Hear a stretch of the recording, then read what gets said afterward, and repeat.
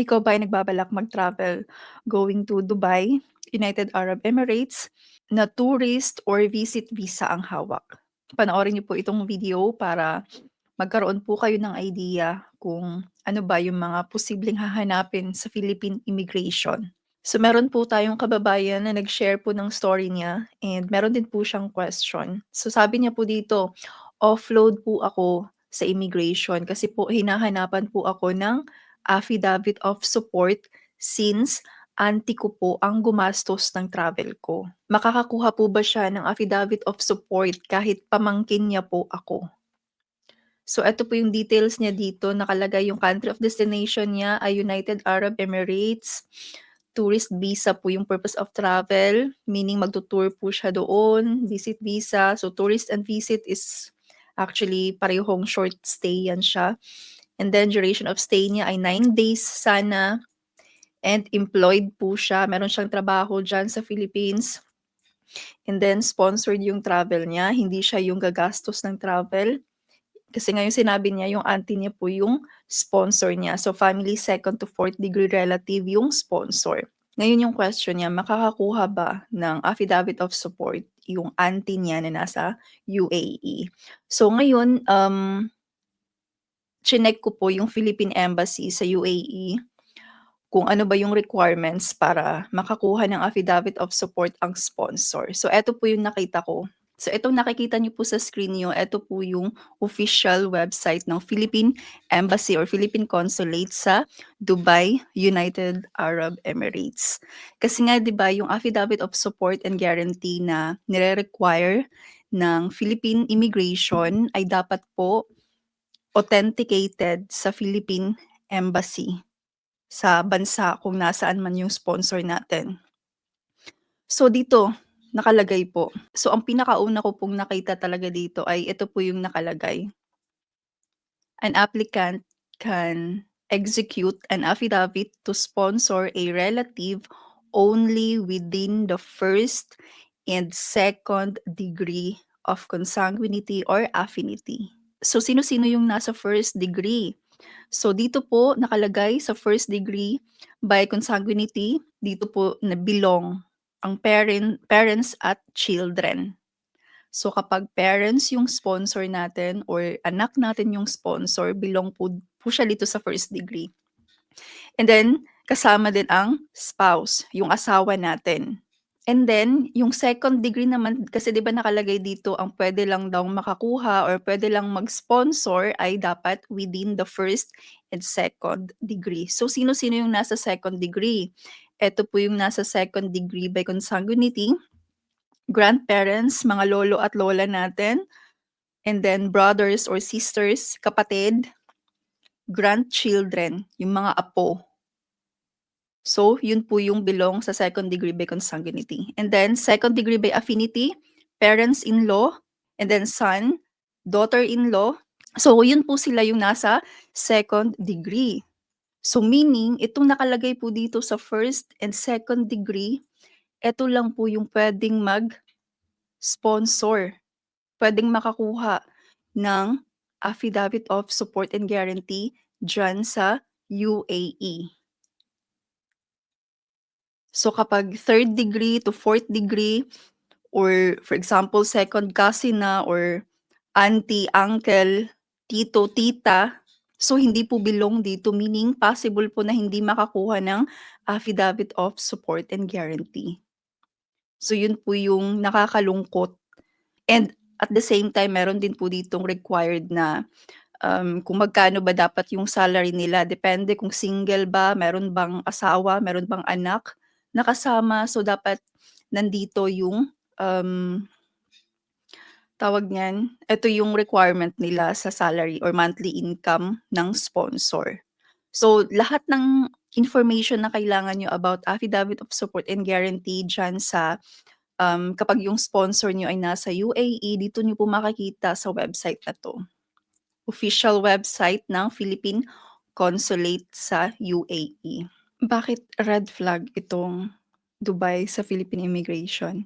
Kasi po sa Dubai marami pong cases doon ng mga Filipino na TNT, tago ng tago, Meaning, illegal po silang nag-i-stay doon. Nag-i-stay sila doon sa UAE na walang legal na papel.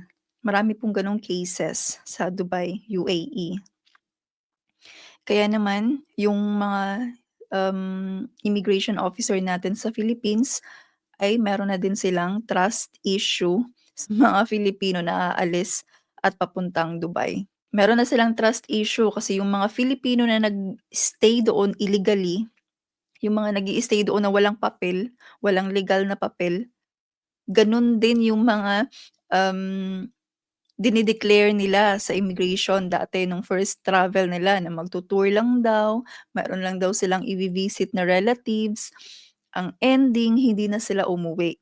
So ngayon kung gano'n po yung case, gano'n po yung nangyari sa relatives niyo na nasa UAE, and then magta-travel kayo tapos sila yung sponsor niyo, possible yun po yung magiging rason na ma-hold kayo sa immigration or mag-undergo kayo ng secondary inspection, hanapan kayo ng affidavit of support and guarantee kahit na self-funded, kahit na hindi niyo dineclare na merong sponsor. Pero kapag nakita yun ng immigration, yung mga dineclare niyo na ivi-visit sa ibang bansa, makita yun ng immigration, yung travel history nila sa Philippine Immigration na nag-tourist lang pala sila before and hindi na umuwi, nag-work na doon, kahit na meron na kayong legal na papel diyan. Pero yun yung parang yun yung, step na ginawa niyo before, possible na yung mga relatives niyo na gustong mag-travel magkakaproblema.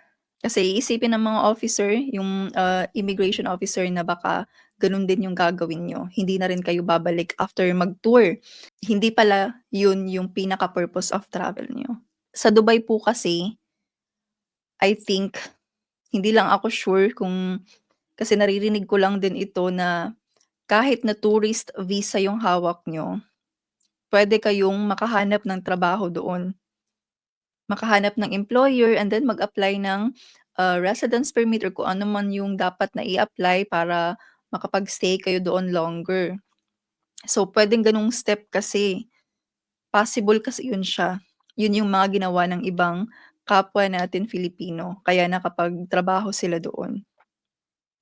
Kaya yung iba ngayon nahihirapan makaalis, nahihirapan, makalusot sa Philippine Immigration kung gustong pumunta sa Dubai or sa UAE kasi gano'n nga yung cases na nangyayari. So kung totoo po yung purpose of travel, pag-ipunan niyo na lang po. Kasi meron naman kayong trabaho, pag-ipunan niyo and then kapag gusto niyong mag-travel ulit, self-funded na. And mas maganda na mag-try muna kayo sa ibang country, 'wag muna sa Dubai. Kung talagang gusto niyong mag-tour lang, kung talagang totoo yung purpose of travel niyo, magtu-tour lang kayo, then try muna sa ibang country. Pero ayun nga, hindi talaga madaling makapag-travel lalo na kung first time niyo at, hindi gano'n kasapat yung financial capacity niyo diyan sa Philippines. Mahihirapan po kayong mag-travel lalo na kapag solo travel. Mas maganda talaga na mag-travel kayo with your family para meron kayong, travel record, meron kayong history ng travel niyo. Kung talagang gusto niyong mag-tour kasi yun nga yung sabi nung head sa immigration na um, kapag marami mas masaya yung travel. Yung solo travel is red flag talaga siya, lalo na kung first time at never ka pa talagang nakapag-travel international. Puwera na lang kung frequent traveler ka, nakapag-travel ka na sa iba't ibang bansa, alone, solo travel, wala yun siyang problema. Pero kung first time, iisipin agad, automatic yan siya iisipin na baka magtatrabaho ka doon. Usually yung mga nagta-travel na magvi-visit sa partner nila, gano'n. Yun, smooth lang talaga yun siya sa immigration. Though possible pa rin na hahanapan ka ng affidavit of support lalo na kapag sponsored ng boyfriend or ng partner na ivi-visit sa ibang bansa. Pero yun talaga sila usually yung, nakakalusot sa immigration ng walang problema. Pero kung solo travel na tourist lang talaga, purely tourism lang yung purpose of travel, solo, walang kasama. First time mag-travel yun, mahirap. Masuwerte yung iba na nakalusot. pero may iba talaga na nahihirapan na nagkaroon talaga ng offload record bago nakaalis muna. So kapag kayo po ay meron ng offload record sa Philippine Immigration and imposible na ma-comply niyo yung hinahanap sa Philippine Immigration na document, so meron po akong dalawang suggestions na maibibigay po sa inyo. First, mag-travel kayo na self-funded kung talagang gusto niyong mag-tour lang or mag-visit lang, self-funded walang sponsor. Pero kailangan pangmalakasan talaga yung financial capacity niyo. Kailangan meron kayong sapat na sahod, meron kayong sapat na source of income and sapat na savings sa bank account niyo. And hangga't maaari, mag-travel kayo na may kasamang family member. Huwag muna kayong mag-solo travel. Mag-travel kayo with your family. Kasi super smooth talaga 'pag kasama ang pamilyang mag-travel. And then yung pangatlo po, kung for example yung totoong purpose of travel niyo ay mag-work doon sa destination niyo, then mag-apply po kayo ng tamang visa para makapagtrabaho doon.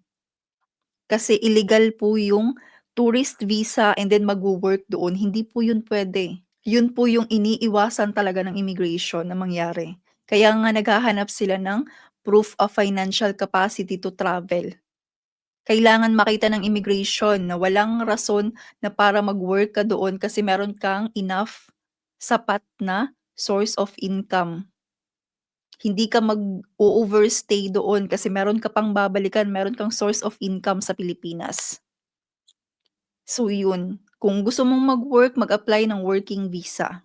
Kapag tayo po ay meron ng offload record sa Philippine Immigration, possible po na every try natin na mag-flight ulit, mag-travel ulit, dadaan po tayo sa secondary inspection. Itatanong sa atin, bakit na-offload before? Kahit na meron na silang record, meron silang record sa system nila nung offload natin before, itatanong pa rin yan nila to confirm kung nagsasabi tayo ng totoo. So, paulit-ulit maho-hold hangga't hindi nabubura yung offload natin.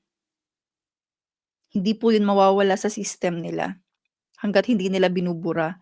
Kasi sa experience ko po, 3 beses akong nag-travel after kong ma-offload.